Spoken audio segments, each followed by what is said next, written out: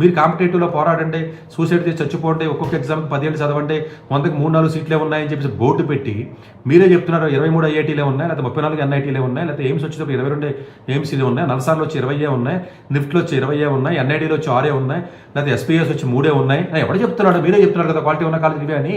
UCD వచ్చి 5 కాలేజీలు ఉన్నాయని చెప్పి మీరే ఎవరు చెప్తున్నారు ఇవన్నీ? అంటే ఇంత పెద్ద భారతదేశంలో 150 కోట్ల మంది ఉన్నటువంటి ఇలాంటి ప్రపంచంలో హైయెస్ట్ జనాభా ఉన్న ఈ దేశంలో మీరు 5% 2% కూడా క్వాలిటీ ఉన్న ఇన్స్టిట్యూట్స్ ఇవ్వకుండా దేశం బాగుపడాలి, ఉద్యోగాలు ఇవ్వండి, అన్రెస్ట్ రావాలంటే ఎక్కడ వస్తుంది? మీరు అడగవలసిన క్వశ్చన్ ఇది కాదు. యూత్ మీరు గవర్నమెంట్ మార్చమని అడగడం వల్ల ఏం ఉపయోగం? ఎక్స్ పోతే వై వస్తారు, వై పోతే ఇంకొకటి వస్తారో, మోడీ గారి కాదు ఇంకొకటి ఇస్తారో. ఇంతకుముందు జవహర్లాల్ నెహ్రూ గారి దగ్గర తీసుకోండి, ఒకటి కాదు ఇంకొకటి వచ్చాడు. ఏం మారింది? క్వాలిటీ ఆఫ్ ఎడ్యుకేషన్ కానీ, హెల్త్ లేకపోతేనేమో మెడికల్ సిస్టమ్ కానీ భారతదేశంలో మారిందా? మారలేదు, మారదు. మీరు పోరాటం చేయవలసింది క్వాలిటీ అన్న పదం మీద. Quality of treatment, quality of medical system, quality of the education. ఇది ఉంటే బతుకుతాడు. ఇండస్ట్రీస్ రావాలని కదా మీరు అడగవలసింది. దాని మీద పోరాటాలు చేయాలి. పార్టీని మారమని పోరాటం చేయడం వల్ల ఏం ఉపయోగం? ఓ పార్టీ పోతే ఇంకో పార్టీ వస్తుంది. వాడు అలాగే చేస్తాడు.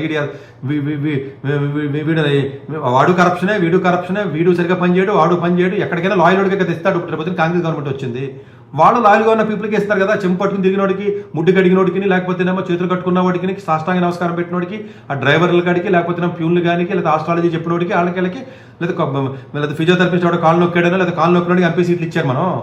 మన దేశం అలాంటిది. కాళ్ళు నొక్కినోడికి, కూడా తిరిగినోడికి, గొడుగు పట్టుకున్నవాడికి, రాజశేఖర రెడ్డి గారి దగ్గర ఎవడు ఉన్నాడు, వేరేదో కూడా తెలియట్లేదు నాకు. ఆడు పెద్ద కింగ్ అయిపోయాడు. అప్పుడు కింగ్ మేపరే కదా భోజనం పెట్టి ప్లేట్లు కడిగినోడు. ఇప్పుడు నిన్న కాక మన విజయ దాంట్లో డ్రైవర్ కొడుకు ఇచ్చారు కదా. మరి వీళ్ళందరూ పేదోడు కదా, ఎమ్మెల్యేలు అవ్వద్దా అంటే చదువుకున్నాడు అవ్వాలంటున్నాను, పేదోడు అవ్వకూడదు. నేను ఎందుకు చెప్తాను? చదువుకున్నాడు పాలసీ ఏంటో అర్థం అవుతుంది, కనీసం వాడికి బాగా తెలుస్తుంది. కాంపిటేటివ్ ఎగ్జామ్ రాసి పాస్ అయినోడికి ఇవ్వండిరా, కనీసం 4 ఏళ్ళు కష్టపడి తెలుస్తుంది నీట్ ఎగ్జామ్ అంటే ఏంటో. ధర్మేంద్ర ప్రసాద్ ఏమైనా ఎగ్జామ్ రాసేటి ఏమైనా తెలిసి కాంపిటేటివ్ ఎగ్జామ్ ఏదో ఆంథ్రోపాలజీ డిగ్రీ చదివాడు, పనికిరాని డిగ్రీ ఒకటి ఏదో డిగ్రీ చదివినట్టున్నాడు ఆయన. ఈ డిగ్రీ ఆ నొప్పి తెలిసినోడు ఉండాలి. ఎగ్జామ్స్ నీట్ ఎగ్జామ్ లీక్ అయ్యేది అయితే ఏంటి మళ్ళీ పెట్టండి అని చెప్తున్నారు. ఆ ఎగ్జామ్ రాసినోడు తెలుస్తుంది బాధ. ఎవడన్నా చదువుకున్నాడు, ఎవడన్నా పాలిటిక్స్లో రానిస్తారా? ఎందుకంటే కాళ్ళ సాష్టాంగ నమస్కారం చేసి చేతులు కట్టుకుని దండాలు పెట్టాలి. ఎవడొస్తాడో నాలాంటి కాదు కదా, ఎవడో రాడు కదా. వాళ్ళకే కదా, లాయల్టీగా ఉన్నవాడికే కదా ఇస్తున్నారు మీకు. అందరూ అంతే కదండి. ఇప్పుడు ఏ పార్టీ అయినా, ఇప్పుడు జనసేన ఉంది, టీ టైం అన్నారు, టీ షాపులు పెట్టుకునేది ఎంటర్ప్రైజ్ రేట్ అని తీసుకున్నారు, ఫండింగ్ ఇచ్చారు. చదువుకున్నాడు ఎవరికి ఇచ్చారు? జేడీ గారిని బయటికి గెట్టారు, జయప్రకాష్ జేపీ ఉన్నారు, ఆయన బయటికి గెట్టారు. అలా అంటే మళ్ళీ ఏదో కులాల మతాల పార్టీలు అంటారు. చదువుకున్నాడు ఎవరు నుంచారు? కేజ్రీవాల్ నుంచారు, లోపలే జైల్లో వేశారు కదా, తిహార్ జైల్లో కూడా పడేశారు కదా పట్టుకెళ్ళి.